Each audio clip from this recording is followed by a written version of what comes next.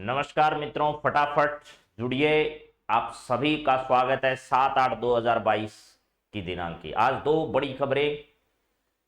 GK भाई Subhash Saran YouTube channel थोड़ी ही देर बाद आप सभी के लिए 2 मिलियन का होने वाला है। तो आप सभी जल्दी जल्दी सुबह उठते ही अपने सभी मित्रों के साथ उस यूट्यूब चैनल को शेयर करिए और भागीदार बनिए आज 2 मिलियन सब्सक्राइबर होने के इस खुशी के अवसर पर। तो वो आज ही के दिन आप सभी के साथ, सभी के प्रयास, सभी के मेहनत और सभी के प्रेम की बदौलत 2 मिलियन सब्सक्राइब वाला यूट्यूब चैनल बनने जा रहा है।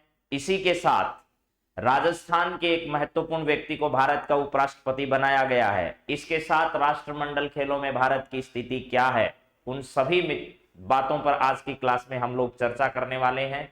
तो सबसे पहले अगर आपने और अपने किसी भी मित्र ने GK by Subhash Saran YouTube channel अगर सब्सक्राइब नहीं किया है तो उसको फटाफट सब्सक्राइब कर लीजिए और अपने सब मित्रों के साथ भी उसको शेयर कर दीजिए ताकि जल्द ही हम सब उस खुशी के अवसर पर पहुंचे जिस खुशी का इंतजार आप सभी के साथ हमको भी है।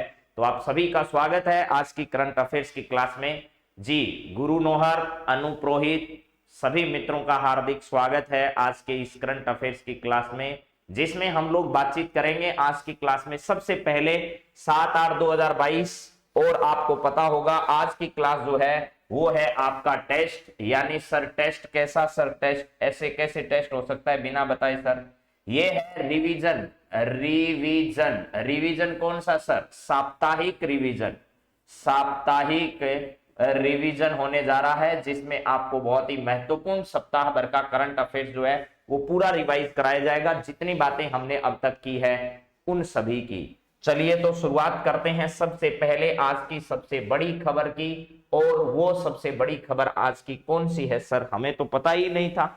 अब पता नहीं था वो लोग पता कर लो। भारत के नए उपराष्ट्रपति जगदीप धनखड़ बन चुके हैं और राजस्थान के सभी निवासियों के लिए, राजस्थान के तमाम लोगों के लिए ये खुशी का पल है कि राजस्थान से देश के दो सबसे बड़े हाउस जो हैं यानी लोकसभा और राज्यसभा, उन दोनों में जो उनके मुखिया हैं, जो उनके प्रधान हैं, वो आज राजस्थान से बिलोंग करते हैं।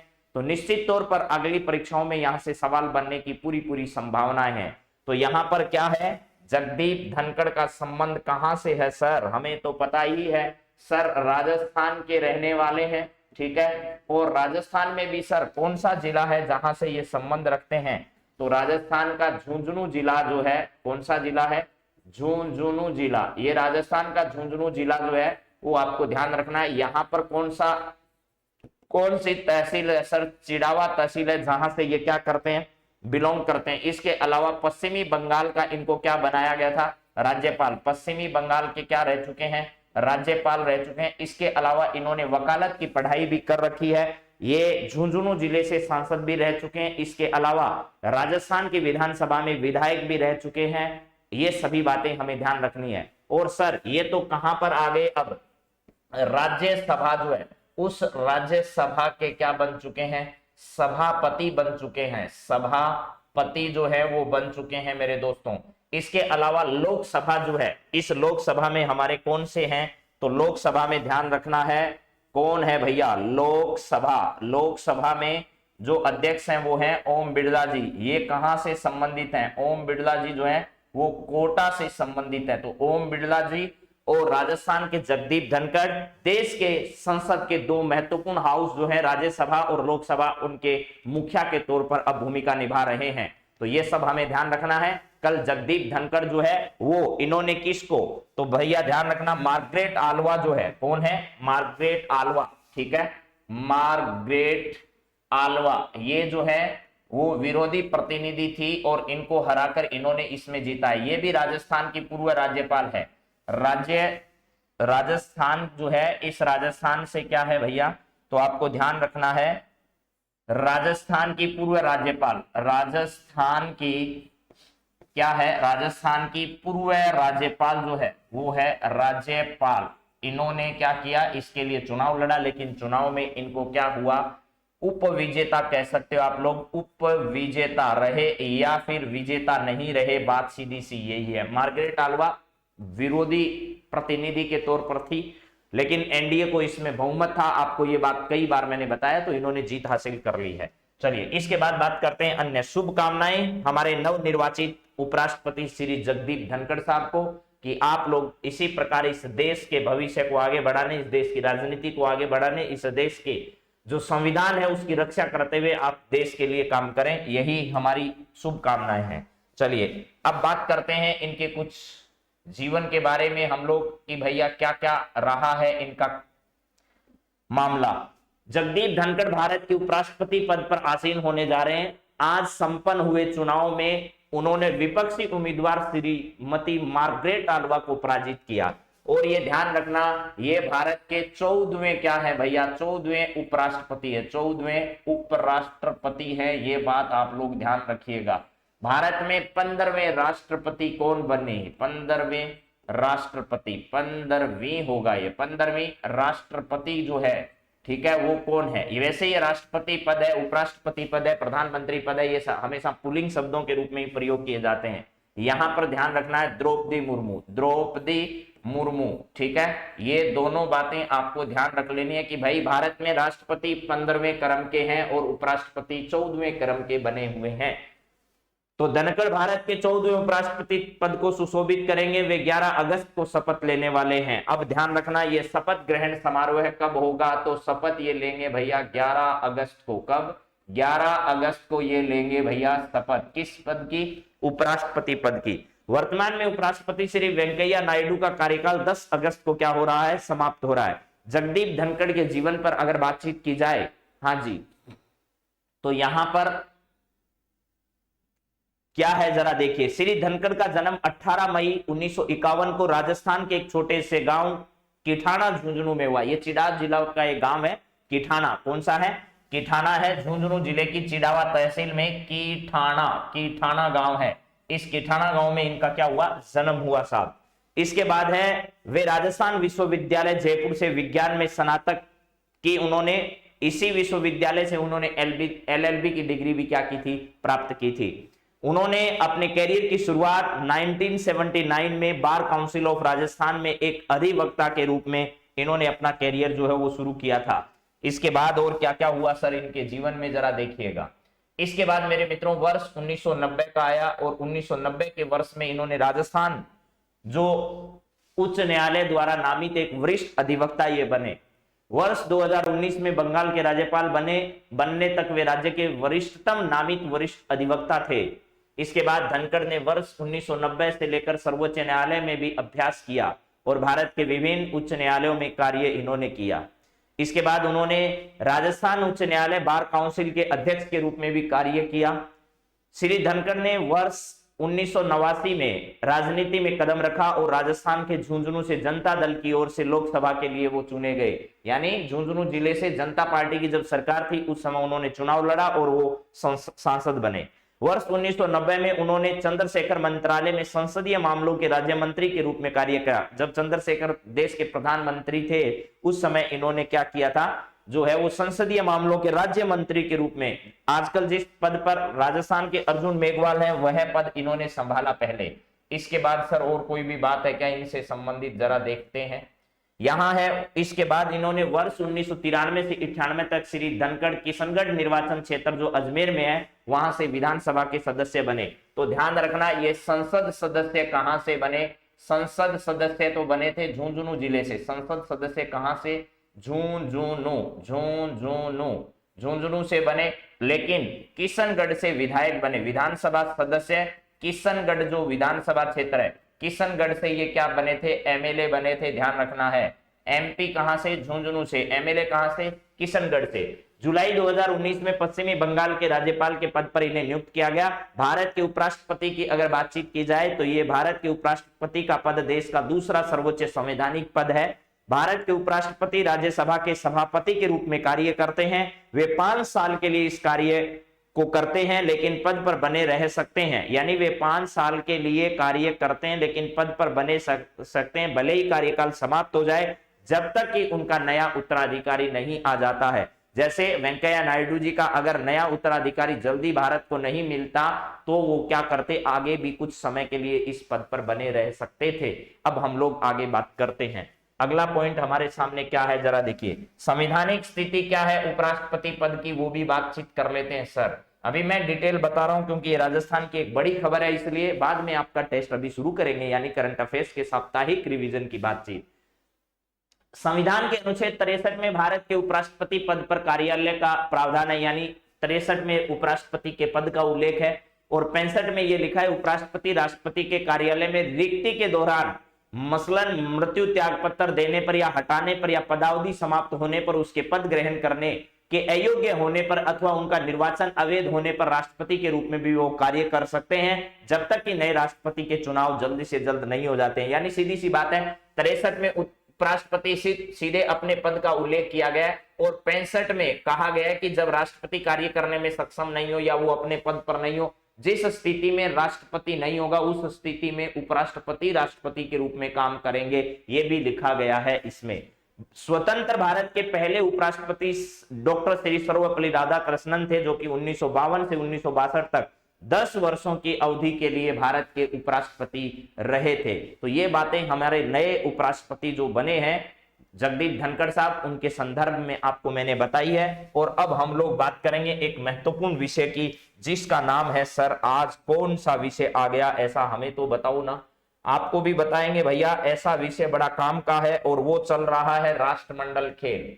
राष्ट्रमंडल खेल, ये पहला समाचार जब तक हमको मिला कल, उस समय तक भारत ने कुल मिलाकर इसमें पदक जो हैं वो 11-11-22 यानी कि लगभग 32 पदक जीत लिए। लेकिन अंतिम समाचार मिले जाने तक भारत ने कल के दिन है ना वो क्या कर दिया है भैया, तूफान मचा दिया है। कहां पर, वो कॉमनवेल्थ गेम्स में। अब तक भारत जो है वो कल तक 40 पदक जो है वो इस प्रतियोगिता में जीत चुका है। भारत कितने पदक, 40 पदक जो है वो राष्ट्रमंडल खेल 2022, राष्ट्रमंडल खेल 2022 जो है, इसमें भारत अब तक कितने पदक जीत चुका है सर, 40 पदक भारत ने अब हासिल किए हैं। और इसके अंदर जो है वो भारत ने 13 स्वर्ण पदक जो है वो जीत लिए। कितने सर, 13 स्वर्ण पदक भारत ने जीत लिए हैं। सर कौन कौन से स्वर्ण पदक भारत ने जीते हैं, ये भी तो बात हमें बता दो भैया। तो जरा सुन लो भैया, सबसे पहले ये 13 के 13 नाम रट्टा लगा लेना ढंग से मेरे मित्रों, आपको पूछे जा सकते हैं, इसीलिए मैं आपके सामने ये बहुत अच्छे से बता रहा हूं। सबसे पहले इस बार जीता मीराबाई चानू ने। मीराबाई जो चानू है, मीराबाई चानू, इन्होंने भारोत्तोलन में गोल्ड मेडल भारत को दिलाया। उसके बाद जेरेमी लाल रिनुंगा, जेरेमी लाल, ठीक है, लाल रीनुंगा, जेरेमी लाल नीरुगा, मीराबाई चानू जो है इन्होंने जीता। इसके बाद सर अंचिता सेउली जो है, इन्होंने क्या जीता था सर, गोल्ड मेडल भारत को दिलाया। इसके बाद 4 नंबर पर भारत को कौन सा मेडल जीता, 13 स्वर्ण अब तक भारत के हो चुके हैं। महिलाओं की लॉन टेनिस की जो टीम है, महिला लॉन बॉल टीम जो है, इन्होंने भारत को कौन सा पदक दिलाया, स्वर्ण पदक दिलाया। इसके बाद पुरुषों की जो टेबल टेनिस की टीम है, पुरुष कौन सी टीम है सर, टेबल टेनिस की टीम, उसने भारत को कौन सा पदक दिलाया, तो उसने भी भारत को, ध्यान रखिएगा, इसमें स्वर्ण पदक दिलाया। 5 नंबर के बाद 6 नंबर सर पावर लिफ्टिंग में ही सुधीर कुमार जो है, कौन से हैं सर, सुधीर कुमार, इन्होंने भारत को कौन सा दिलाया, गोल्ड मेडल दिलाया। किसके अंदर, ये तीनों के तीनों भारोत्तोलन में है। कौन से में है सर, वेट लिफ्टिंग में है, यानी ये है भारोत्तोलन प्रतियोगिता में इन्होंने भारत को पदक दिलाया। सुधीर कुमार पावर लिफ्टिंग जो है ना, पावर लिफ्टिंग इसके अंदर भारत को पदक दिलाया। ये नाम याद करने, आपको लग रहा होगा कि क्या चल रहा है, ये सब के नाम थोड़ी याद करेंगे, याद करने पड़ेंगे मेरे दोस्तों ये नाम आपको। मीराबाई चानू, जेरेमी लाल रिंगुमा, अंजिता सेवली महिला lawn ball team, table tennis पुरुष टीम, सुधीर ने पावर लिफ्टिंग में। इसके बाद कल भोकाल किसने मनाया, बजरंग पूनिया, साक्षी मलिक, दीपक पूनिया, रवि दहिया, इन लोगों ने कल का दिन जो है ना वो भारत के लिए स्वर्णिम बता दिया भैया। कौन सा है इसके बाद सर, बजरंग पूनिया, ठीक है, बजरंग पूनिया ने ये कारनामा कल के दिन कर दिया भैया। बजरंग पूनिया के बाद सर किसने किया, यहां पर साक्षी मलिक कौन है? साक्षी मलिक, ये सब के सब कुश्ती के खिलाड़ी हैं। साक्षी मलिक जो है इन्होंने भारत को कल क्या दिलाया? गोल्ड मेडल दिलाया सर इसमें। इसके बाद है दीपक पूनिया। दीपक पूनिया ने भी भारत को क्या दिलाया? इसमें गोल्ड मेडल दिलाया। इसके बाद है रवि दैया जो है इन्होंने भारत को क्या दिलाया? गोल्ड मेडल दिलाया कुश्ती के अंतर। इसके बाद लेट नाइट तक विनेश फोगाट जो है, कल शाम को विनेश फोगावट नहीं है, ये ध्यान रखना, फोगाट है, इन्होंने जीता। इसके बाद नवीन ने भी भारत को क्या दिलाया? नवीन ने भी भारत को गोल्ड मेडल दिलाया, ये ध्यान रखना है, नवीन। ये सब कुश्ती के खिलाड़ियों की बातचीत चल रही है। नवीन के अलावा भाविना जो है वो पैरा टेबल टेनिस में, भाविना पटेल का नाम आपने सुना होगा, भाविना पटेल जो है गुजरात की रहने वाली है, भाविना पटेल, इन्होंने भी क्या किया? कल भारत को गोल्ड मेडल जो है वो दिलाया। किसके अंदर दिलाया? तो पैरा टेबल टेनिस के अंदर, पैरा टेबल टेनिस के अंदर भारत को गोल्ड मेडल दिलाया। ये सब के सब नाम अभी तक के जितने भी हैं, यानी आज 7 तारीख है तो आपको पता है ये 8 तारीख तक चलने वाला है, तो आपको 8 तारीख तक यानी कल तक जितनी बात है वो सब एक बार वापस हम लोग रिवाइज भी करेंगे। लेकिन एक बार फिर सुन लो, राष्ट्रमंडल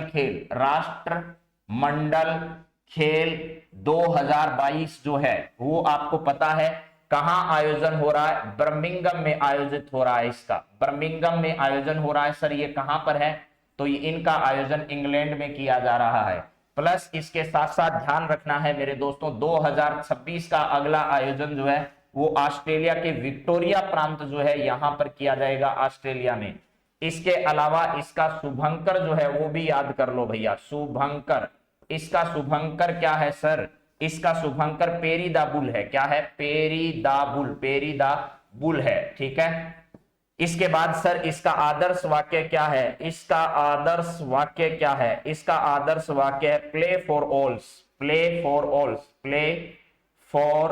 ऑल्स जो है ये ऑल्स, ये इसका क्या है दोस्तों? आदर्श वाक्य है। ये सारी बातें आपको ध्यान रखनी है। क्या है दोबारा इसको एक बार मैं बता देता हूं, जरा सुन लो। 40 पदक अब तक जो है कल शाम तक भारत ने 40 पदक कुल मिलाकर जीते हैं। उसमें से 13 स्वर्ण पदक भारत के राष्ट्रमंडल में मीराबाई चानू, जेरेमी लाल रेंगमा, अंजिता सेवली भारोत्तोलन में, महिला लॉन बॉल टीम, पुरुष टेबल टेनिस, सुधीर कुमार ने पावर लिफ्टिंग में भारत को क्या दिलाया? अभी स्वर्ण पदक दिलाया। इसके अलावा बजरंग पूनिया, साक्षी मलिक, दीपक पूनिया, रवि दैया, विनेश फोगाट और नवीन, ये सब जो है वो किसके खिलाड़ी हैं? तो ध्यान रखना ये सब कुश्ती के खिलाड़ी हैं भाई। कुश्ती में इन्होंने भारत को क्या खिलाया? रेसलिंग, जिसको अपन कहते हैं रेसलिंग। इस रेसलिंग खेल में क्या दिलाया? भारत को स्वर्ण पदक दिलाया। बजरंग पूनिया, साक्षी मलिक, दीपक पूनिया, रवि दैया, विनेश फोगाट और नवीन और भाविना पटेल ने पैरा टेबल टेनिस के अंतर्गत भारत को इसमें जीत दिलाई है। तो मुझे लगता है कि आपको ये सब बातें याद करनी ही होगी। हाँ जी, उसके बाद मैंने बताया राष्ट्रमंडल खेलों के बारे में, सॉरी, सामान्य जानकारी। बर्मिंघम में 2026 वाले ऑस्ट्रेलिया में शुभंकर पेरीदाबुल, आदर्श वाक्य प्ले फॉर ऑल है, ये वाला ध्यान रखना है। अब सर शुरुआत करो ना आज के सवालों की। हमारा टेस्ट बता रहे थे आप, तो हाँ है ना? चलिए, पहला सवाल आपकी स्क्रीन पर आ चुका है। ये सवालों के फटाफट आपको क्या देने हैं? जवाब देने हैं। आपका साप्ताहिक टेस्ट आज है और अब मुझे पता चलेगा कि कौन बच्चे हैं जो पढ़ते हैं, कौन बच्चे हैं जो सिर्फ पढ़ाई का क्या करते हैं, कुछ नहीं करते, दिखावा करते हैं क्या? हाँ जी, सॉरी सर आज लेट हो गया। हाँ, गुड मॉर्निंग विकास, गुड मॉर्निंग जी। मंजू गुड मॉर्निंग, नमस्कार। खुशीराम योगी, सारा के पिलो, अच्छा चलिए। मणिपुर, गौरव की शेरनी, गुरु नोहर, सबको नमस्कार है भाई, नमस्कार है। चलिए, क्या है? राष्ट्रमंडल खेल 2022 में मीराबाई चानू ने भारत को स्वर्ण पदक जीता। इनका संबंध किस राज्य क्षेत्र से है? तो इनका संबंध कहां से है? मणिपुर से है। मैं ज्यादा डिटेल में नहीं जाऊंगा, सीधा उत्तर बताऊं, क्योंकि ये सब सवाल आपको डिटेल में पहले से पढ़ाए जा चुके हैं। तो जरा बताते रहिए और आगे बढ़ते रहिए। अगला सवाल आपकी स्क्रीन पर क्या आ रहा है, जरा देखो भैया। अरे वापस पीछे आ रहे भैया, दूसरा सवाल हमारा छूट चुका है। चलिए इसके बाद हम देखते हैं, यह रहा हमारा दूसरा सवाल आज का। राष्ट्रमंडल खेल 2022 के संदर्भ में आपको बताना है इनमें से सत्य कथन कौन सा है। तो यह है संकेत सरगर जो है इन्होंने रजत पदक जीता है भारोत्तोलन के अंदर, और गुरु राजा पुजारी जो है इन्होंने कांस्य पदक जीता है इसके अंदर। इनमें से सही कथन कौन सा है? तो दोनों सही है, इसमें ए व बी दोनों सही है। संकेत सरगर रजत और भारोत्तोलन गुरु राजा पुजारी, कांस्य पदक गुरु राजा ने जीता और संकेत सरगर ने यहां पर भारोत्तोलन जीता। आपको गोल्ड वाले पक्का याद करना है, क्योंकि स्वर्ण और रजत वाले आपको इतने याद रहे या न रहे, लेकिन स्वर्ण पदक वाले सारे याद करने। हाँ, अपने कितने सही हो रहे हैं, आज लगभग 60 से अधिक सवाल हैं, तो आप जल्दी जल्दी अपना मिलान कर लीजिएगा कि आपने कितने सही उत्तर बताए हैं। इसके बाद हाल ही में उपराष्ट्रपति ने डॉक्टर DC नारायण रेड्डी राष्ट्रीय साहित्य पुरस्कार जो है वो किसे प्रदान किया? हरदेव नारायण को, प्रतिभा रे को और परमेश्वरन को और डॉक्टर अशोक को। तो डॉक्टर प्रतिभा रे जो है इन्हें उपराष्ट्रपति एम वेंकैया नायडू ने डॉक्टर DC नारायण रेड्डी राष्ट्रीय साहित्य पुरस्कार जो है वो क्या किया? प्रदान किया। ठीक बात है सर। इसके बाद अगला सवाल, अरे भाई ये तो खतरनाक मामला हो गया। चलो चलो कोई बात नहीं, हम वापस लाएंगे इनको। आजा रे भाई आजा।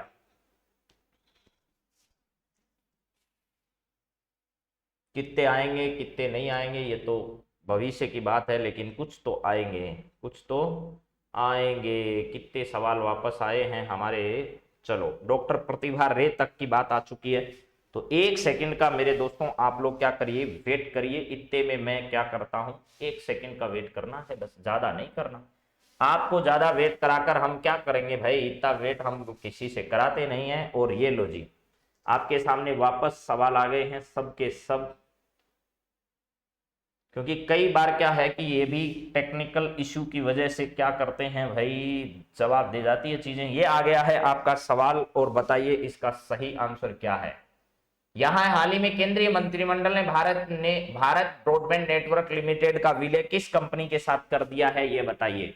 हाल ही में केंद्रीय मंत्रिमंडल ने भारत ब्रॉडबैंड नेटवर्क लिमिटेड का विलय किसके साथ किया है? तो आपको पता होगा BSNL के साथ क्या कर दिया है, भारत ने इसका विलय कर दिया है। भारत ने इसका विलय किसके साथ कर दिया? BSNL के साथ कर दिया है। भारत ब्रॉडबैंड नेटवर्क लिमिटेड जो कंपनी थी उसका विलय केंद्रीय मंत्रिमंडल के फैसले पर कर दिया गया है। किसके अंदर? BSNL के अंदर। चलिए अगला सवाल जरा देखिएगा क्या है। यहां पर सवाल है अगला आपका कि हाल ही में नशीली दवाओं की तस्करी और राष्ट्रीय सुरक्षा पर एक राष्ट्रीय सेमिनार का आयोजन कहां पर किया गया, जिसमें देश के गृह मंत्री अमित शाह जो उन्होंने उसको संबोधित किया। तो इसका आयोजन चंडीगढ़ में किया गया था मेरे दोस्तों। नशीली दवाओं पर तस्करी और राष्ट्रीय सुरक्षा पर एक राष्ट्रीय सम्मेलन का आयोजन हुआ था। इसके अलावा हाल ही में अखिल भारतीय जिला विधिक सेवा प्राधिकरण जो है इसके पहली बैठक का आयोजन कहां पर किया गया? कल भी आपको मैंने बताया था कि अखिल भारतीय जिला विधिक सेवा प्राधिकरण के जो लोग हैं उनकी बैठक का आयोजन नई दिल्ली में किया गया था। यानी डालसा जो है, क्या है? डालसा। इस डालसा की बैठक का आयोजन कहां हुआ था? नई दिल्ली में हुआ था, जिसमें एनवी रमन्ना और देश के प्रधानमंत्री नरेंद्र मोदी जो हैं उन्होंने क्या किया था? हिस्सा लिया था। और सस्ता न्याय, सुलभ न्याय लोगों को कैसे उपलब्ध कराया जाए, इसको लेकर के वो बैठक आयोजित की गई थी। इसके बाद है विश्व स्तनपान दिवस कब मनाया जाता है? विश्व स्तनपान दिवस किस दिन मनाया जाता है, आपको यह बताना है। जरा बताओ विश्व स्तनपान दिवस किस दिन मनाया जाता है? 29 जुलाई, 1 अगस्त, 30 जुलाई, 31 जुलाई। आपको पता ही है मित्रों 1 अगस्त के दिन यह दिवस मनाया जाता है। 29 अगस्त के दिन 29 जुलाई को बाघ दिवस जो है वो मनाया जाता है। क्या दिया? बाघ दिवस, टाइगर डे जो है वो बाघ दिवस इस दिन क्या किया जाता है? मनाया जाता है। और 1 अगस्त को विश्व स्तनपान दिवस जो है वो क्या किया जाता है? मनाया जाता है। चलिए जरा अगली बात करते हैं हम लोग, आपको बताते हैं अगली क्या बात है जिस पर हमें बातचीत करनी है। हाँ जी, चलो जी चलो, यहां पर ये हो गया। इसके बाद अगला जरा पॉइंट देखिए क्या है। अगला सवाल आपकी स्क्रीन पर जो है वो ये है, इब्राहिम मोहम्मद सोली किस देश के राष्ट्रपति हैं जो 4 दिवसीय भारत दौरे पर आकर वापस भी चले गए हैं? जरा बताइएगा। इब्राहिम मोहम्मद सोली किस देश के राष्ट्रपति जो 4 दिवसीय भारत दौरे पर आए थे? तो ये ध्यान रखना मालदीव के राष्ट्रपति थे जो भारत दौरे पर आए थे। इसके बाद अगला सवाल सर क्या है? अगला सवाल है जैसलमेर जो है, इस जैसलमेर, बीकानेर और जोधपुर के त्रिवेणी संगम पर स्थित एक गांव है जिसका नाम है नोख गांव। ठीक है, वैसे ये जैसलमेर में पड़ता है मेरे दोस्तों, और नोखा बीकानेर में पड़ता है। नोक गांव जैसलमेर में एनटीपीसी द्वारा स्थापित, यानी नोक जो है वो कहां पर है, जैसलमेर में है वैसे, ठीक है, जैसलमेर में। यहां पर क्या किया जा रहा है, एनटीपीसी द्वारा, ठीक है, एनटीपीसी जो कंपनी है इसके द्वारा जो है वो कितनी क्षमता के सोलर पावर प्रोजेक्ट का उद्घाटन अभी हाल ही में देश के प्रधानमंत्री द्वारा किया गया। तो यहां पर ध्यान रखना है 735 मेगावाट जो है, 735 मेगावाट जो है इस क्षमता के एक सोलर पार्क का उद्घाटन हाल ही में प्रधानमंत्री के द्वारा किया गया। राजस्थान की ओर से ये 5 स्टार सवाल है, आप ध्यान रखिएगा कि एनटीपीसी द्वारा जैसलमेर के नोक में एक क्या लगाया गया, सोलर पार्क लगाया गया, सोलर प्रोजेक्ट लगाया गया, जो कि एनटीपीसी कंपनी का है। 735 मेगावाट उसकी क्षमता है। देश के प्रधानमंत्री ने उसका वर्चुअल रूप से अभी हाल ही में क्या किया था, उद्घाटन किया था। चलिए सर नेक्स्ट सवाल पर बात करिए आप। तो नेक्स्ट सवाल है, विद्या रानी देवी ने बर्मिंघम में आयोजित हुए अभी हाल ही में राष्ट्रमंडल खेलों में रजत पदक जीता है, इनका संबंध किस खेल से है, आपको यह बताना है। तो विद्या रानी का संबंध 55 किलो भारोत्तोलन से, 55 केजी भारोत्तोलन से इनका संबंध है, ध्यान रखिएगा, 55 केजी भारोत्तोलन से संबंधित। और पहला मेडल जो है वो स्वर्ण पदक जो है वो मीराबाई चानू ने भारत को दिलाया था इस खेल में। अगला सवाल है, जेरेमी लाल निरुंगमा राष्ट्रमंडल खेलों में भारत को स्वर्ण पदक दिलाया, इनका संबंध जो है वो 67 केजी वर्ग से है। और ये ध्यान रखना इनका भी संबंध भारोत्तोलन से, भारोत्तोलन में इन्होंने 67 केजी जो है इस वर्ग के अंदर भारत को कौन सा पदक दिलवाया, लाल निरुंगमा, यानी जेरेमी जो है, जेरेमी, इन्होंने भी, जेरेमी ने भी भारत को कौन सा मेडल दिलाया, गोल्ड मेडल दिलाया, और वो भी भारोत्तोलन के अंतर्गत। सर अगला सवाल क्या है, हाँ जी, आपका एक बेहतरीन टेस्ट आयोजित हो रहा है ये वाला करंट अफेयर्स का, कि भाई सप्ताह भर में जो चीज पढ़ाई गई वो आपको याद भी रहती है या नहीं रहती है, ये आपको चेक करना है, ठीक है। तो जरा बताइएगा क्या है अगला सवाल आपके सामने। हाँ जी, यहां पर है, अंचित सेवली ने 73 किग्रा में, अंचित सेवली ने 73 किग्रा भार वर्ग में वेट लिफ्टिंग में भारत को कौन सा पदक दिलाया। अगर आपने मेरी बात ध्यान से सुनी है तो आपको पता होगा अंचित सेवली ने 73 किग्रा भार वर्ग में वेट लिफ्टिंग में भारत को कौन सा पदक जो है वो दिलाया था। हाँ जी, भारत को अंचित सेवली ने भारत को कौन सा पदक जो है वो दिलाया, अंचित सेवली ने भारत को स्वर्ण पदक दिलाया 73 किग्रा वर्ग में, ये भी आपको पता होगा। इसके बाद सर अगला सवाल, अरे क्या चक्कर है आज इसके, पता नहीं भाई, बार बार ऐसा क्यों होता जा रहा है कि सारी फाइल जो है वो बंद होती जा रही है बार बार। चलिए सर, अरे वापस ये 27 क्वेश्चन जो है वो इसमें आ गए हैं, कुछ बच गए हैं, चलो वापस लगा देते हैं, कोई दिक्कत नहीं है। आप हार नहीं मानोगे तो हम कहां से हार मानने वाले हैं भैया, हम तो वापस इसको शुरू कर देंगे। हाँ जी सर, ये बच गया है मामला, यहाँ तक आपका ये आ गया है। तो अभी जिस पर हम बात कर रहे थे, अंचित सेवली ने भी भारत को कौन सा पदक दिलाया है, तो भारत को गोल्ड मेडल इसमें भारत को दिलाया है। एक सेकेंड आप वापस रुकिएगा, मैं एक बार फिर लगा देता हूं हमारी जो पीडीएफ है इसको, ताकि आपका टेस्ट नहीं रुकना चाहिए, आपकी परीक्षा नहीं रुकनी चाहिए किसी भी हाल में, चाहे कुछ भी हो जाए। हाँ जी, ये लो जी, मामला चाइनीज है, देखो कुछ नहीं कह सकते, गारंटी है नहीं आज के जमाने में। हाँ जी, बिल्कुल हो गई आज। चलिए सर, क्या मामला है, मामला गड़बड़ है, क्या गड़बड़ है, कहां तक सवालों पर बातचीत हमारी हो गई सर। हाल ही में अखिल भारतीय विधिक सेवा प्राधिकरण स्तनपान हो गया, मोहम्मद साली हो गए, इसके बाद विद्या रानी हो गई है, इसके बाद जेरेनी लाल निरुंगमा के बारे में बात हो गई है, अंचित सेवली के बारे में हमने बातचीत कर ली है, स्वर्ण पदक जीता। ये बताइए अगला सवाल आ चुका है स्क्रीन पर है, मंकी पॉक्स से भारत के किस राज्य क्षेत्र में पहली मौत जो है वो होने का खुलासा अभी हाल ही में हुआ। पहली मौत कहां पर हुई सबसे पहले ये बताइए मंकी पॉक्स के बारे में। हाँ जी जी, चलिए ये बात ध्यान रखना, मंकी पॉक्स और एक रोग जो खूब चर्चा में है एलएसडी। एलएसडी क्या है सर, लंपी स्किन रोग जो है, लंपी वायरस से होने वाला रोग जो है, एक ये खूब चर्चा में है आजकल, लंपी वायरस वाला मामला भी ध्यान रखना भैया, आपसे परीक्षा में इस पर सवाल पूछे जाएंगे, ठीक है। लंपी वायरस जो है, लंपी वायरस जो है, लंपी वायरस जो है वो एक स्किन पर होने वाला लंपी रोग है, ये ध्यान रखना। ये किसको सबसे ज्यादा प्रभावित कर रहा है, पशुओं को सबसे ज्यादा प्रभावित कर रहा है, और प्लस इसमें ध्यान रखना वर्तमान में पश्चिमी राजस्थान जो है, क्या है, पश्चिमी राजस्थान, इस पश्चिमी राजस्थान में सबसे ज्यादा प्रभाव इसका देखा जा रहा है। तो मंकी पॉक्स से भारत में पहली मौत जो है वो केरल राज्य में हुई, केरल के बाद ये दिल्ली पहुंचा और दिल्ली के बाद कुछ मामले इसके अभी राजस्थान में भी सामने आए हैं। चलिए सर अगला सवाल देखिएगा क्या है आपकी स्क्रीन पर, यहां पर है मुस्लिम महिला अधिकार दिवस कब मनाया गया अभी हाल ही में, यह आपको बताना है। तो मुस्लिम अधिकार महिला दिवस और विश्व स्तनपान दिवस एक ही दिन मनाए जाते हैं, विश्व स्तनपान दिवस, ठीक है, यहां पर ऐसे लिखना पड़ेगा, विश्व स्तनपान दिवस, स्तनपान दिवस और महिला अधिकार दिवस, मुस्लिम महिला अधिकार दिवस जो है ये दोनों के दोनों 1 अगस्त को क्या किए जाते हैं, मनाए जाते हैं, 1 अगस्त के दिन सर ये आता है। तो ये सब आपको ध्यान रखना है। चलिए सर अगले सवाल पर बढ़ते हैं और अगला सवाल हमारी स्क्रीन पर क्या है जरा देखिए, पेरिस ओलंपिक 2024 में पहली बार इंडिया हाउस जो है वो क्या किया जा रहा है, स्थापित किया जा रहा है, और इससे किस कंपनी के साथ भारतीय ओलंपिक संघ के साथ समझौता किया, इसके लिए पेरिस में 2024 में ओलंपिक खेलों का आयोजन किया जाएगा और आपको ये पता होना चाहिए इनके लिए इंडिया हाउस स्थापित करने के लिए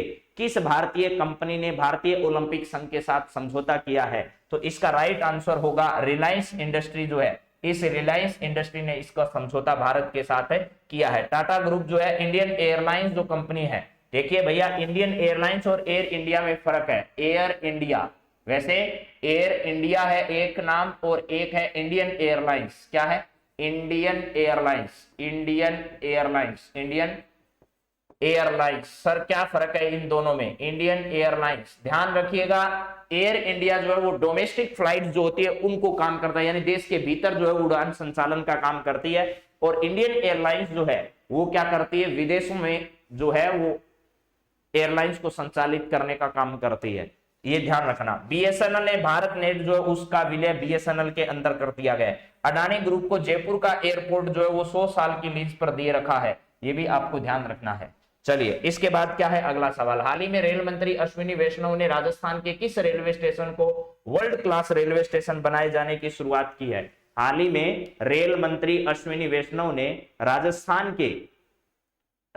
के किस रेलवे स्टेशन को वर्ल्ड क्लास रेलवे स्टेशन बनाए जाने की क्या की है, घोषणा की है। तो ध्यान रखना है आपको कि राजस्थान का चित्तौड़गढ़ का जो रेलवे स्टेशन है, राजस्थान के चित्तौड़गढ़ का जो रेलवे स्टेशन है उसको वर्ल्ड क्लास बनाए जाने की क्या की है, अभी हाल ही में घोषणा की है कि राजस्थान का ये जो है इसको वर्ल्ड क्लास रेलवे स्टेशन जो है वो हम लोग क्या करने वाले हैं, बनाने वाले हैं, ऐसी घोषणा अभी हाल ही में की जा चुकी है। तो चलिए नेक्स्ट सवाल पर बात करते हैं। अगला सवाल क्या है जरा देखो, यहां पर नया सवाल है, सैन्य अभ्यास अल नजहा के चौथे संस्करण का आयोजन महाजन फील्ड फायरिंग रेंज में किया जा रहा है, और यह भारत और किस के बीच में किया जा रहा है, 1 से लेकर के 13 अगस्त तक भारत और किस देश के मध्य हो रहा है। तो आपको पता होगा भारत और ओमान के बीच में इसका क्या किया जा रहा है, आयोजन किया जा रहा है। अल नजहा और राजस्थान के महाजन फील्ड फायरिंग रेंज कहां पर है सर, ये है बीकानेर में। तो बीकानेर में इसका क्या हो रहा है, आयोजन हो रहा है। चलिए सर अगला सवाल बताइए आप। तो अगला सवाल है, एसएस शिंदे के स्थान पर 2 अगस्त से राजस्थान हाईकोर्ट के कार्यवाहक मुख्य न्यायाधीश जो है वो कौन बने हैं सर, मनिंदर मोहन श्रीवास्तव को बनाया गया है यहाँ पर नया जो है वो मुख्य न्यायाधीश राजस्थान हाईकोर्ट में। ये कल बात हो गई सर। राजस्थान का दूसरा सबसे बड़ा हैंगिंग ब्रिज कहां बनाया जा रहा है सर, ये सबसे बड़ा हैंगिंग ब्रिज दूसरा सबसे बड़ा जो है वो डूंगरपुर से लेकर के बांसवाड़ा के बीच में बनाया जा रहा है, आपको पता होगा। और पहला सर कहां है ये भी तो बता दो। तो पहला ध्यान रखना भैया कोटा में है, चंबल नदी का नाम आपने सुना होगा। फर्स्ट कहां पर है, चंबल नदी पर। चंबल नदी जो है यहाँ पर कोटा में पहला हैंगिंग ब्रिज जो है वो बनाया गया है, आपको ये ध्यान रखना है। और दूसरा कहां बन रहा है, तो डूंगरपुर से बांसवाड़ा के बीच में बनाया जा रहा है। इसके बाद सर अगला क्या है, अगला सवाल है, राजस्थान लोक प्रशासन संस्था रीपा का नया महानिदेशक किसे बनाया गया है। तो ये ध्यान रखना, रीपा का नया महानिदेशक अभी हाल ही में सुधांशु पत को क्या किया गया है, बनाया गया। सरोज गढ़वाल जो है वो कौन है, पहली स्काई ड्राइविंग है, राजस्थान के सीकर जिले से संबंधित है। पूजा बिश्नोई है, पूजा बिश्नोई को क्या किया गया अभी हाल ही में, आपको पता होगा यूएई की सरकार की तरफ से जो है वो क्या दिया गया था, कौन सा पदक दिया गया था, इन्हें आयरन अवार्ड से सम्मानित किया गया था, ये भी ध्यान रखना है। उषा शर्मा जो है वो भारत की राजस्थान की मुख्य सचिव है, राजस्थान की क्या है, महिला मुख्य सचिव है, दूसरी महिला मुख्य सचिव है। इसके बाद है सुशीला देवी ने हाल ही में जूडो में भारत को कौन सा पदक दिलाया है, तो जूडो में भारत को जो है वो कौन सा पदक जो है वो अभी हाल ही में 48 किग्रा में राष्ट्रमंडल खेलों में सुशीला देवी ने दिलाया है। तो रजत पदक, स्वर्ण पदक या कांस्य पदक, कौन सा पदक जो है वो सुशीला देवी ने भारत को दिलाया। तो मुझे उम्मीद है कि आप सब लोग इसका सही आंसर देने में सक्षम हैं। तो 2 मिनट में हाँ आप बताइए जरा, कौन सा पदक जो है वो भारत को दिलाया है। विद्या रानी है क्या इनका नाम? विद्या रानी ने कौन सा दिलाया है भारत को, और इन्होंने कौन सा दिलाया है? सुशीला देवी ने भारत को जूडो के अंदर कौन सा पदक जो है वो दिलाया है? तो आपको पता होगा कि भैया सुशीला देवी ने जो है वो भारत को रजत पदक दिलाया। आपका सही आंसर आ चुका है। रजत पदक जो है वो भारत का क्या किया है, इसमें सुशीला देवी ने 48 किग्रों में दिलाया है। इसके बाद अगला सवाल है, हर घर तिरंगा अभियान की शुरुआत हाल ही में किसके द्वारा की गई है? तो हर घर तिरंगा अभियान की शुरुआत जो है वो हाल ही में देश के प्रधानमंत्री नरेंद्र मोदी के द्वारा की गई है। और 13 अगस्त से 15 अगस्त तक, 13 अगस्त से लेकर के 15 अगस्त तक जो है वो प्रत्येक घर पर तिरंगा लहराया जाए, ये इस प्रकार का मिशन जो है वो सरकार का रहा है। और यह हर घर तिरंगा अभियान जो है ये तो पहले से ही शुरू कर दिया गया है, यानी 2 अगस्त से लेकर के ये 15 अगस्त तक संचालित होगा। चलिए अगला सवाल है आपकी स्क्रीन पर दोस्तों, राष्ट्रमंडल खेलों में विजय कुमार यादव ने किस प्रतियोगिता में कांस्य पदक अभी हाल ही में जीता? तो यहां पर ध्यान रखना, विजय कुमार यादव जो है, विजय कुमार यादव ने जूडो प्रतियोगिता में ही भारत को क्या किया था, अभी हाल ही में कौन सा पदक दिलाया था? तो इन्होंने कांस्य पदक जो है वो भारत को दिलाया था। इसके बाद अगला सवाल है मेरे दोस्तों, हाल ही में ये लंपी वायरस चर्चा में है, जिसका सर्वाधिक प्रभाव किस पर देखा गया है? तो आपको मैंने बता दिया है कि भैया लंपी वायरस जो है वो खूब चर्चा में रहा है। क्या रहा है? लंपी वायरस, लंपी, ये लंपी वायरस के मामले खूब चर्चा में आए हैं और पशुओं पर इसका सबसे ज्यादा व्यापक प्रभाव दिया गया है। ये जो स्किन से संबंधित यानी त्वचा से संबंधित रोग है, क्या है? पशुओं में होने वाला एक स्किन डिजीज है, यानी त्वचा पर होने वाला रोग है। इसका जो वायरस है वो केप्रीपॉक्स वायरस है, ये ध्यान रखना। क्या है? केप्रीपॉक्स वायरस, केप्री पहनने वाली केप्री नहीं है, केप्रीपॉक्स वायरस जो है, इस केप्रीपॉक्स वायरस की वजह से ये रोग होता है। ठीक है, लंपी रोग कौन सा है सर? ये लंपी जो है वो एक स्किन यानी त्वचा का रोग है, पशुओं में होने वाला है। केप्री पहनने वाली पॉक्स और वायरस है, केप्री पॉक्स वायरस जो है उसकी वजह से ये पशुओं में होता है। तो पशुओं पर इसके सबसे ज्यादा जो है वो व्यापक प्रभाव देखे गए हैं, ये भी आपको जानकारी होगी। ठीक है, इसमें पूरे स्किन पर जो है वो क्या हो जाते हैं, बड़ी बड़ी गांठें बन जाती है और पशु जो है उनको होने वाला ये स्किन डिजीज है, आपको ध्यान रखना है। चलिए यहां पर है अगला, कांगो में संयुक्त राष्ट्र संघ के शांति मिशन में शहीद होने वाले राजस्थानियों के संदर्भ में आपको सत्य कथन बताना है। तो ये तो आपको जानकारी होगी कि सांवला राम राजस्थान के बाड़मेर जिले से संबंधित है और शिशुपाल सिंह राजस्थान के सीकर जिले से संबंधित है। यूएनओ के शांति मिशन में ये कांगो में क्या हो गए थे, शहीद हो गए थे। तो राजस्थान के इन दोनों शहीदों को नाम याद रखना है। इसके बाद सर अगला सवाल क्या है? इसके बाद अगला सवाल है, हाल ही में 11वीं जनगणना जो है वो आयोजित की जाएगी और ये 11वीं जनगणना कब से कब तक की कहलाएगी? तो 2021 से 22 के बीच की ये जनगणना कहलाएगी। कृषि मंत्रालय के द्वारा यह डिजिटल रूप से, क्या है, डिजिटल रूप से इसको करवाया जाएगा। इसके लिए विभिन्न ऐप और पोर्टल का इस्तेमाल भी किया जाना है। चलिए इसके बाद अगला सवाल क्या है, यहां पर है, भारत का पहला स्वदेशी विमान वाहक पोत कौन सा है जिसका निर्माण कोचिन शिपयार्ड लिमिटेड में हाल ही में किया गया था? कोचिन शिपयार्ड लिमिटेड में इसका निर्माण किया गया, ऐसा कौन सा है? तो विक्रांत आपका ऐसा क्या है, मालवाहक जहाज है, स्वदेशी विमान वाहक पोत है जिसका निर्माण कोचिन शिपयार्ड में किया गया और अभी हाल ही में इसे नौसेना को समर्पित कर दिया गया है। चलिए सर अगली बात बताइए आप, तो ये तो हमें बात समझ में आ गई। हाल ही में प्रधानमंत्री ने मन की बात कार्यक्रम में मिंजर मेले के जो है उसको केंद्र सरकार के द्वारा अंतरराष्ट्रीय दर्जा देने की घोषणा की गई। यह कहां पर स्थित है? मिंजर मेला जो है वो हिमाचल प्रदेश में क्या किया जाता है, आयोजित किया जाता है। हिमाचल प्रदेश की जो घाटियां हैं उनमें मिंजर मेले का आयोजन किया जाता है और प्रधानमंत्री ने अपने मन की बात के 90वें संस्करण में इसका क्या किया है, जिक्र किया है और इसे अंतरराष्ट्रीय पहचान दिलाने के लिए प्रयास किए जा रहे हैं, सरकार की तरफ से ऐसा कहा गया है। चलिए इसके बाद अगला सवाल क्या है सर, देखो जरा फटाफट सही जवाब देते जाइए, आपको खुद ही अंदाजा हो जाएगा कि आपको करंट अफेयर्स पसंद आ रहा है या नहीं। भारत और वियतनाम के मध्य संयुक्त सैन्य अभ्यास एक्स विन बेक्स 2022 का आयोजन कहां किया जा रहा है? राजस्थान में नहीं भाई, हरियाणा में, उत्तराखंड में, उड़ीसा में। तो भारत और वियतनाम के बीच में जो अभ्यास है वो हरियाणा में आयोजित हो रहा है। एस विन बेक्स 2022 के नाम से इसका आयोजन किया जा रहा है। चलिए आगे बढ़ते हैं, अगला सवाल जरा देखते हैं आपका क्या है। नेक्स्ट है यहां पर, हाल ही में उपराष्ट्रपति एम वेंकैया नायडू ने किस राज्य की पुलिस को सराहनीय सेवा और उपलब्धि के लिए प्रेसिडेंट्स कलर्स अवार्ड से सम्मानित किया है? तो अभी हाल ही में उपराष्ट्रपति एम वेंकैया नायडू ने किस राज्य की पुलिस है जिसको प्रेसिडेंट कलर्स अवार्ड से सम्मानित किया है? वो तमिलनाडु की पुलिस है। इससे पहले आईएनएस वलसुरा को सम्मानित किया जा चुका है। ठीक है, एक भैया जो नए हाईकोर्ट एलडीसी की तैयारी करने वाले मित्र हैं, हाईकोर्ट एलडीसी की, क्योंकि वो नया नोटिफिकेशन आ चुका है तो वो अपनी तैयारी स्टार्ट कर दे। अब कभी भी एग्जाम की उसकी डेट आ सकती है, जैसे ही एग्जाम की जो है वो आपके फॉर्म की डेट समाप्त होती है उसके बाद। हाँ जी, यहां पर है तमिलनाडु पुलिस जो है, इसको यह अवार्ड क्या किया गया था? प्रदान किया गया था। चलिए एक बात और सुन लीजिए, अगली क्या है यहां पर, राष्ट्रमंडल खेल 2022 के संदर्भ में सत्य कथन आपको बताना है। हाँ, बीच में जो मैं एक बात आपको स्टार्टिंग से बता रहा था, आज GK by Subhash Saran YouTube channel जो है वो 2 मिलियन मेंबर्स का होने जा रहा है।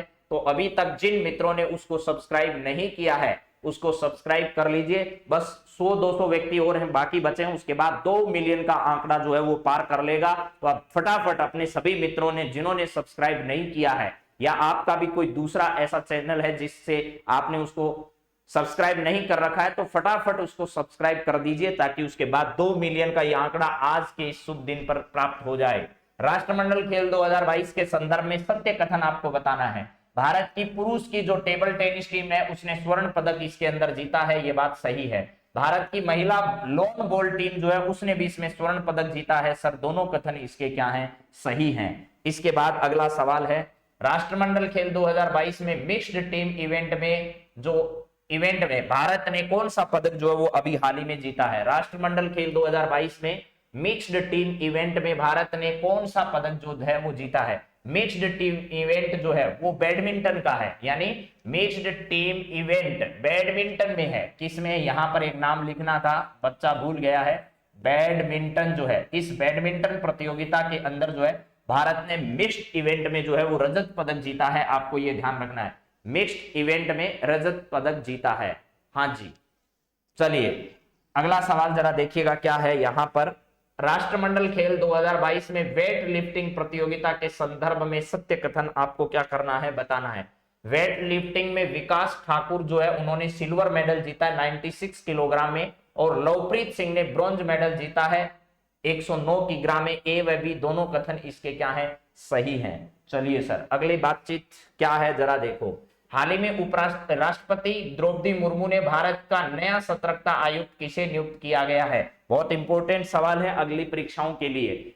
ठीक है, भारत का नया सतर्कता आयुक्त किसे नियुक्त किया गया? मुख्य सतर्कता आयुक्त इसे कह सकते हो, चीफ जो है विजिलेंस कमीशन जो है, वीसी जिसको अपन कहते हैं, चीफ विजिलेंस कमीशन जो है, कमिश्नर, चीफ विजिलेंस कमिश्नर जो है वो अभी हाल ही में किसको नियुक्त किया गया है? आपको यह बताना है। नया सतर्कता आयुक्त अभी हाल ही में किसको नियुक्त किया गया है? और सतर्कता आयुक्तालय जो है इसकी स्थापना फरवरी 1964 में की गई थी। आपको ध्यान रखना है, फरवरी 1964 में की गई थी, और इसमें 1+2 यानी 2 अन्य आयुक्त होते हैं और एक मुख्य सतर्कता आयुक्त होते हैं, यानी 3 सदस्य यह है जो है वो आयोग है। तो सुरेश एन पटेल इसका राइट आंसर होगा। सुरेश एन पटेल को किसके स्थान पर? संजय कोठारी के स्थान पर चीफ विजिलेंस कमीशन बनाया गया है। बल्कि अरविंद कुमार और प्रवीण कुमार श्रीवास्तव हैं, इन दोनों को यहां पर क्या किया गया है? विजिलेंस कमिश्नर बनाया गया है। ये बात आपको ध्यान रखना है। यहां पर संजय कोठारी के स्थान पर सुरेश एन पटेल, अरविंद कुमार और प्रवीण कुमार श्रीवास्तव को जो है वो इसके सहायक के तौर पर 2 विजिलेंस कमीशन जो होते हैं वो और होते हैं, 2 मेंबर्स होते हैं, उनके रूप में नियुक्त किया गया है।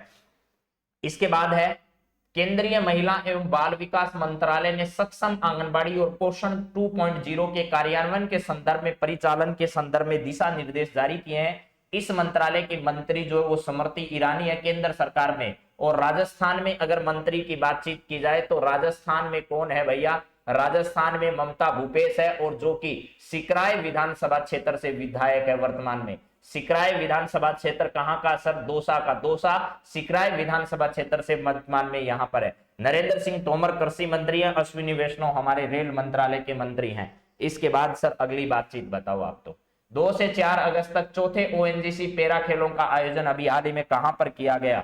ओएनजीसी पैरा खेलों का आयोजन अभी हाल ही में कहां पर किया गया था? 2 से लेकर के 4 अगस्त तक ओएनजीसी पैरा खेलों का आयोजन अभी हाल ही में कहां पर किया गया?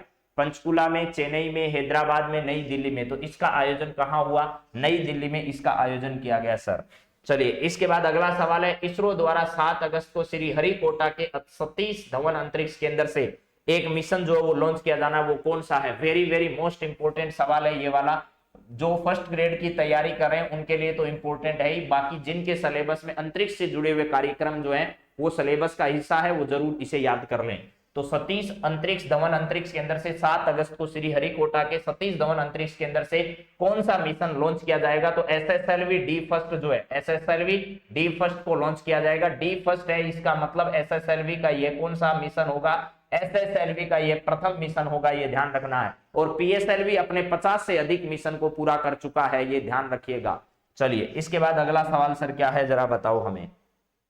यह है आईआईएम उदयपुर का नया महानिदेशक अभी हाल ही में किसे बनाया गया है? तो सर ये बात तो हम जानते हैं, अभी हाल ही में अशोक बनर्जी जो है इनको आईआईएम का नया जो है उदयपुर का नया महानिदेशक बनाया गया। उषा शर्मा हमारी मुख्य सचिव है। राजीव महर्षि पहले मुख्य सचिव रह चुके हैं, सीएजी रह चुके हैं। भारत सरकार ने इन्हें पद्म भूषण सम्मान से सम्मानित किया है। सुधांश पंत जो है रीपा के नए महानिदेशक जो है वो बनाए गए हैं। इसके बाद अगला सवाल है, राजस्थान में एशिया का सबसे बड़ा यूरेनियम फ्यूल कॉम्प्लेक्स जो है वो कहां बनाया जा रहा है? तो राजस्थान में एशिया का सबसे बड़ा यूरेनियम फ्यूल कॉम्प्लेक्स जो है वो रावतभाटा चित्तौड़गढ़ के अंदर सर बनाया जा रहा है। मित्रों मैं आपको जल्दी जल्दी उत्तर भी बता रहा हूं, आपको प्रश्न देखते ही उत्तर उसका आ जाना चाहिए, तो आपको समझ में आ जाएगा कि हाँ हमें कुछ पता भी है या नहीं है। तो ये संडे की रिवीजन क्लास है, पूरी डिटेल में आज मैं बातचीत इसलिए नहीं करूंगा क्योंकि इन सब सवालों पर पूर्ववर्ती क्लासेस में जो है वो बातचीत हो चुकी है। चीता का अंतरराष्ट्रीय महाद्वीप से स्थानांतरण सर्वप्रथम मध्य प्रदेश के कूना राष्ट्रीय उद्यान में किया जाएगा। ठीक है, इसमें राष्ट्रीय बाघ संरक्षण प्राधिकरण का सहयोगी कौन होगा ये आपको बताना है। यानी चीता जो है एक महाद्वीप से दूसरे महाद्वीप यानी अफ्रीका से भारत में लाया जा रहा है। क्या लाया जा रहा है? अफ्रीका से भारत किसको लाया जा रहा है? तो चीते को लाया जाएगा। तो आपको पूछा जा रहा है कि इसमें राष्ट्रीय बाघ संरक्षण प्राधिकरण ये काम कर रहा है, तो उसका सहयोगी इसमें कौन है ये जरा बताइएगा। ठीक है, तो ये ध्यान रखिएगा, इसका सहयोगी जो है वो इंडियन ऑयल कंपनी है। क्या है? इंडियन ऑयल नाम की जो कंपनी है वो भारत सरकार का इसमें सहयोग कर रही है। चलिए जी अगला सवाल देखिए सर क्या है। अगला सवाल है, राष्ट्रमंडल खेल 2022 में तेजस्विनी शंकर ने ऊंची कूद में भारत को पहला जो है वो पदक दिलाया। कौन सा पदक ऊंची कूद में पहला जीता ये बताइए जरा। देखिए शंकर जो है तेजस्विनी शंकर ऊंची कूद और लंबी कूद दोनों ही ऐसी है, ऊंची और लंबी, यानी लॉन्ग जंप और हाई जंप। लॉन्ग जंप और हाई जंप जो है इन दोनों में क्या किया है भारत ने, पहली बार ही इन राष्ट्रमंडल खेलों में भारत ने पदक जीते हैं और दोनों में ही कांस्य पदक भारत ने जीते हैं। तो इसका सही आंसर होगा ब्रॉन्ज मेडल जो है वो भारत को दिलाया है तेजस्विनी शंकर ने। ठीक है, और टोटल मेडल आपको पता ही है भारत के 40 से अधिक मेडल जो है वो भारत इसमें अभी तक जीत चुका है और अभी भी आज का दिन जो है वो बाकी है। अगला सवाल है, राष्ट्रमंडल खेल 2022 के संदर्भ में सत्य कथन बताइए। तुलिका मान ने रजत पदक जीता है जूडो प्रतियोगिता में, सौरव घोषाल ने ब्रॉन्ज मेडल जीता है स्क्वैश में और गुरदीप सिंह ने ब्रॉन्ज मेडल जीता है वेट लिफ्टिंग में। इसके सभी कथन जो है वो सत्य हैं। मैंने कह दिया वेट लिफ्टिंग बाकी जो है ना रजत स्वर्ण ये इतने याद नहीं रहे तो कोई बड़ी बात नहीं है, लेकिन आप स्वर्ण वाले सारे नाम जो मैंने आज 13 नाम बताए वो याद कर लीजिएगा। भारत और अमेरिका के मध्य 14 से लेकर के 31 अक्टूबर के मध्य युद्धाभ्यास जो है, ये युद्धाभ्यास नाम से एक मिलिट्री एक्सरसाइज जो है उसके 18वें संस्करण का आयोजन कहां पर किया जाएगा। 18वां संस्करण भारत और अमेरिका के बीच में है। मिलिट्री एक्सरसाइज का नाम क्या है? उस मिलिट्री एक्सरसाइज का नाम है मेरे दोस्तों, यहां पर ध्यान रखना है, वो है युद्धाभ्यास। वो भारत और किसके बीच में? अमेरिका के बीच में आयोजित हो रहा है और इसमें आपको यही देखना है कि इसका आयोजन इस बार उत्तराखंड में किया जाना है। उत्तराखंड में इसका क्या किया जाना है? आयोजन इस बार होना है। चलिए अगले सवाल पर बढ़ते हैं। अगला सवाल आपकी स्क्रीन पर क्या आने वाला है, नए सत्र से किस राज्य की स्कूलों में एपीजे अब्दुल कलाम व्यक्तित्व विकास योजना की शुरुआत की जाएगी? एक ऐसा राज्य है जहां पर व्यक्तित्व विकास योजना अब्दुल कलाम के नाम पर शुरू की जाएगी और जो सरकारी स्कूल के बच्चे हैं उनका सिलेक्शन किया जाएगा। 2000 बच्चों को एक सेशन के अंदर इस योजना में शामिल किया जाएगा। 8वीं 10वीं और 12वीं में अच्छे परसेंटेज बच्चे जो लाएंगे उनको भी इसमें शामिल किया जाएगा। हाँ जी, चलिए, तो इसका राइट आंसर जरा क्या है? राजस्थान है। राजस्थान जो है वो व्यक्तित्व विकास योजना जो है उसको शुरू करने जा रहा है। एपीजे अब्दुल कलाम व्यक्तित्व विकास योजना, राजस्थान इसको शुरू करेगा। चलिए अगला सवाल सर बताइए क्या है? निम्न में से आपको बताना है सत्य कथन कौन सा है। निम्न में से सत्य कथन बताना है कौन सा है, तो ध्यान से सुन लो। असम में डिजिटल जाति प्रमाण पत्र को जारी करने के लिए मिशन भूमिपुत्र जो है वो एक प्रकार का ऑनलाइन प्लेटफॉर्म लॉन्च किया गया है। कर्नाटक जो सरकार है उसके द्वारा स्वामी विवेकानंद युवा शक्ति योजना अभी हाल ही में लॉन्च की गई है। इसके दोनों कथन क्या है? सत्य है। मिशन भूमिपुत्र असम के द्वारा और कर्नाटक के द्वारा स्वामी विवेकानंद युवा शक्ति योजना और राजस्थान के द्वारा एपीजे अब्दुल कलाम व्यक्तित्व विकास योजना की शुरुआत की जा रही है। इसके बाद सर अगला सवाल क्या है? इसके बाद है राजस्थान में रिको द्वारा नया औद्योगिक क्षेत्र कहां बनाया जा रहा है? तो राजस्थान का रिको जो है वो अभी हाल ही में आपको पता होगा जोधपुर में एक नया औद्योगिक क्षेत्र बना रहा है जिसका नाम क्या है? बिलाड़ा। जोधपुर में एक नया औद्योगिक क्षेत्र इसके द्वारा बनाया जा रहा है। रोहटपाली में औद्योगिक क्षेत्र का निर्माण किया जा रहा है। निमराना, अलवर और घिलोट वाले क्षेत्र जो है वो पहले से औद्योगिक क्षेत्र है। जहां पर घिलोट वाला क्षेत्र है और इसके अलावा आपको पता होगा मेरे दोस्तों यहाँ पर जापानी पार्क और कोरियाई पार्क की भी अलवर में स्थापना की जा रही है। की जा रही क्या? वो तो पहले से पार्क बन चुके हैं। अगला सवाल है भारत की 10 आर्द्र भूमियों को रामसर साइट के रूप में अभी हाल ही में शामिल किया गया है। इसमें भारत जो है वो कुल रामसर साइट की संख्या कितनी हो चुकी है? तो पिछले दिनों शामिल किए गए थे 7 स्थान, 5 स्थान, उसके बाद 54 संख्या हो गई, अभी 10 और कर लिए गए हैं, यानी टोटल मिलाकर भारत में 64 रामसर साइट के स्थल हो चुके हैं। तो 64 स्थान अभी हाल ही में भारत में जो है वो टोटल रामसर साइट्स जो हैं वो हैं। राजस्थान पूरे देश भर की कितनी आर्द्र भूमियां रामसर साइट में है? तो 64 आर्द्र भूमियां शामिल है, ये ध्यान रखना। ये पहले 54 थी, 54 से पहले इसमें 5 को शामिल किया गया था मेरे दोस्तों। कितने को? 5 को शामिल किया गया, यानी वर्ष 2022 के अंदर कुल मिलाकर 15 आर्द्र भूमियां ऐसी है जिनको क्या कर दिया गया है? रामसर साइट के अंदर शामिल किया गया है। चलो अगला सवाल देखो भैया। अगला सवाल है 10 नई आर्द्र भूमियों को रामसर साइट के लिए नॉमिनेट किया गया है, जिसमें सर्वाधिक किस राज्य की है ये बताइए। तो सर्वाधिक जो है वो आपको ध्यान रखना है मेरे दोस्तों, तमिलनाडु राज्य की है। 6 तमिलनाडु की ऐसी है जिनको शामिल किया गया है 10 में से, और इससे पहले 5 थी। उस 5 में जो है ना 3 किसकी थी? 3 तमिलनाडु की थी। यानी 2022 में 9 रामसर साइट अकेले किस में हो चुके हैं? तमिलनाडु में। अभी हाल ही में गोवा में 1, कर्नाटक में 1, मध्य प्रदेश में 1 और उड़ीसा में 1-1 शामिल किए गए। इससे पहले जब 5 शामिल किए गए थे उस समय 3 अकेले तमिलनाडु में थे और 1 जो है वो मिजोरम में था। 1 कहां पर था? मिजोरम का 1 शामिल किया गया था और 1 मध्य प्रदेश का शामिल किया गया था 5 वाले में। अभी 10 वाले हैं तो 6 तमिलनाडु के, 1 गोवा का, 1 कर्नाटक, 1 मध्य प्रदेश और 1 उड़ीसा का स्थान इसमें शामिल किया गया है। इसका राइट आंसर है तमिलनाडु। ठीक है, और ध्यान रखिएगा मेरे दोस्तों 1971 में, कब? 1971 में ये रामसर सम्मेलन ईरान में हुआ था। ईरान का एक शहर है रामसर। 1 फरवरी 1982 को, 1 फरवरी 1982 को भारत ने इस पर क्या किए थे? हस्ताक्षर किए थे। चलिए अगला सवाल देखिए क्या है। इसके बाद है नंदा झील किस राज्य में स्थित है जिसे रामसर साइट में अभी हाल ही में नॉमिनेट किया गया है? ये नंदा झील जो है वो आपको पता है गोवा में स्थित है, जिसको अभी हाल ही में नंदा झील को रामसर साइट के रूप में शामिल कर लिया गया है। चलिए इसके बाद अगला सवाल सर बोलिए आप। तो 4 अगस्त 1956 को के दिन भारत के पहले परमाणु रिएक्टर के रूप में किसे शुरू किया गया? भारत का पहला परमाणु रिएक्टर जो है वो अप्सरा के नाम से शुरू किया गया था। कब? 4 अगस्त 1956 को अप्सरा के नाम से। भारत क्या है? भाभा एटॉमिक रिसर्च सेंटर जो है उसका नाम है। भारत जो भारत में आज की तारीख में परमाणु क्षेत्र में काम करने वाला भारत का सबसे बड़ा इंस्टीट्यूट है, सबसे बड़ी संस्था जो है वो आपकी है। इसके बाद है मित्रों SS शिंदे के स्थान पर राजस्थान उच्च न्यायालय के कार्यवाहक मुख्य न्यायाधीश किसे बनाया गया है? तो ये सवाल तो आज की रिपीट करा दिया है आपको पहले ही, मोनिंदर मोहन श्रीवास्तव है। इसके बाद है 8वें राष्ट्रीय हथकरघा दिवस के अवसर पर 5 दिवसीय हथकरघा दिवस जो है इसका आयोजन, हथकरघा उत्सव का आयोजन 3 अगस्त से 7 अगस्त तक किया गया। यह बताना है कि यह आयोजन किसके द्वारा, राजस्थान राज्य हथकरघा विकास निगम, डिजाइन रिसोर्स सेंटर, बुनकर सेवा केंद्र, इन सभी के सम्मिलित प्रयासों से इसका आयोजन किया जा रहा है।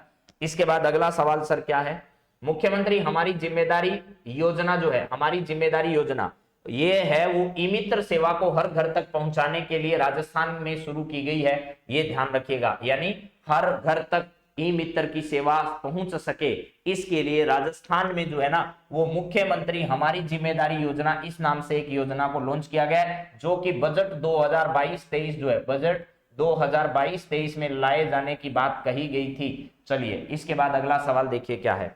नेक्स्ट सवाल है, भारत और ओमान के मध्य में संयुक्त सैन्य अभ्यास का आयोजन किया जा रहा है, कहां किया जा रहा है? भारत और ओमान के मध्य में संयुक्त सैन्य अभ्यास कहां आयोजित किया जा रहा है? पोखरण फील्ड फायरिंग रेंज, महाजन फील्ड फायरिंग रेंज, तो ये आपको बता दिया गया है। महाजन फील्ड फायरिंग रेंज जो है वो बीकानेर में है। कहां पर है? बीकानेर में है, और यहां पर इसका आयोजन भारत और ओमान के बीच में किया जा रहा है। अब पूछा जा रहा है इसमें भारत और ओमान के बीच में आयोजित होने वाले सैन्य अभ्यास का नाम क्या है? तो आपको पता है अल नजा 4 नाम से इसका आयोजन किया जा रहा है, अल नजा 4 नाम से, और यह इसका चौथा संस्करण है। क्या है? चौथा संस्करण इसका है। अब अगला सवाल यही है कि भारत और ओमान के मध्य महाजन फील्ड फायरिंग रेंज में आयोजित सैन्य अभ्यास का कौन सा संस्करण है? तो सर ये इसका चौथा संस्करण है। चलिए इसके बाद अगला सवाल क्या है सर, खेलो इंडिया मिशन के तहत श्रीनाथपुरम स्टेडियम में 400 मीटर का सिंथेटिक ट्रैक जो है वो बनाया गया है। इसका शुभारंभ जो है वो अभी हाल ही में ओम बिरला के द्वारा किया गया। यह सिंथेटिक टैंक जो है वो कहां बनाया गया? कोटा में बनाया गया। सिंथेटिक जो ट्रैक है वो श्रीनाथपुरम स्टेडियम कोटा में अभी हाल ही में बनाया गया 400 मीटर का। इसके बाद राजस्थान टूरिज्म से संबंधित सवाल है, राजस्थान टूरिज्म द्वारा धन्नासर गांव में एडवेंचर टूरिज्म के रूप में उसको विकसित किया जा रहा है। यह कहां पर स्थित है? तो राजस्थान के हनुमानगढ़ जिले का धन्नासर जो जगह है वहां पर एडवेंचर टूरिज्म जो है उसकी प्रबल संभावनाओं को देखते हुए इसे टूरिज्म सर्किट के रूप में जो है वो शामिल किया जा रहा है। एशिया के सबसे बड़े यूरेनियम फ्यूल कॉम्प्लेक्स की स्थापना आपको बता दी, राजस्थान के रावत भाटा चित्तौड़गढ़ जो है यहां पर उसकी स्थापना की जा रही है। इसके बाद सर अगला सवाल क्या था, निम्न में से सत्य कथन आपको बताना था। तो अभी हाल ही में अशोक बनर्जी जो है इनको महानिदेशक बनाया या निदेशक बनाया गया, किसका? अशोक बनर्जी को IIM उदयपुर का, सुधांश पंत को महानिदेशक रीपा का। इसका सही आंसर जो है वो आपको ध्यान रखना है, दोनों इसके सही आंसर हैं। ठीक है, चलिए अगला सवाल, और आज की क्लास के अंतिम बातचीत आप लोगों से करेंगे। अब बस 1-2 मिनट आपकी क्लास और चलेगी। APJ अब्दुल कलाम व्यक्तित्व विकास योजना राजस्थान ने शुरू किया। राजकीय विद्यालयों में 70 जो है विद्यालयों का 70 कौन सा है? 2023-24 से इसे शुरू किया जाएगा। 2000 विद्यार्थियों को इसमें शामिल किया जाएगा। और ये है आपके सामने मामला आज का। राज्य का दूसरा हैंगिंग ब्रिज डूंगरपुर से बांसवाड़ा के बीच में बनाया जा रहा है। पहला कोटा में चंबल नदी पर बनाया हुआ है। सरोज गढ़वाल राज्य की पहली स्काई ड्राइवर है, और पूजा विश्नोई को दुबई से, ठीक है, दुबई से जो है वो आयरन अवार्ड अभी हाल ही में प्राप्त हुआ है। तो आज की क्लास में ये रिवीजन आपके सामने समाप्त हो चुका है। और एक बार फिर मेरे सभी मित्र जो हैं वो GK by Subhash Saran, GK by Subhash Saran नाम से जो यूट्यूब चैनल है, इसको जिन्होंने भी सब्सक्राइब नहीं कर रखा है वो सब्सक्राइब कर लें, क्योंकि यह परिवार अब 2 मिलियन सब्सक्राइबर वाला होने वाला है। तो आज इस संडे की खुशी के अवसर पर आप सबको ये खुशी का मौका मिले, इसलिए जिस भी मित्र ने अभी नहीं किया उन सबको करवाइए आप सब लोग मिलकर। और मिलते हैं आप सभी से एक बार फिर वापस कल की क्लास में। तब तक आप सभी मित्रों का बहुत बहुत धन्यवाद। मैंने आज की क्लास में आप लोगों को 60 से अधिक सवालों पर रिवीजन कराया है। मेरी उम्मीद है कि आपका धांसू रिवीजन आज हो चुका होगा। हाँ जी, Urmila Kumari ji, thank you sir जी, थैंक यू जी। मंजू, तनुज शर्मा, सहवाग, तपेंद्र जेठू, सुमन कासनिया, GS शर्मा, रिचपाल, सरिता सिंह, संदीप शर्मा, सभी मित्रों को बहुत बहुत धन्यवाद है। बहुत बहुत आप सभी का बहुत बहुत धन्यवाद है भैया। हाँ जी, सुभाष कसवा, SS के जाल है, सुंदर पिक लगा कर आओ कोई। तो चलिए आप सभी मित्रों का बहुत बहुत धन्यवाद। कल वापस मिलते हैं। Have a nice day. आप सभी का दिन मंगलमय हो। आप सब खुशी से तैयारी करते रहें, आनंदित रहें और जीवन भर आनंदित रहें। इसी शुभ आकांक्षा के साथ कल वापस मिलेंगे। Have a nice day. Thank you.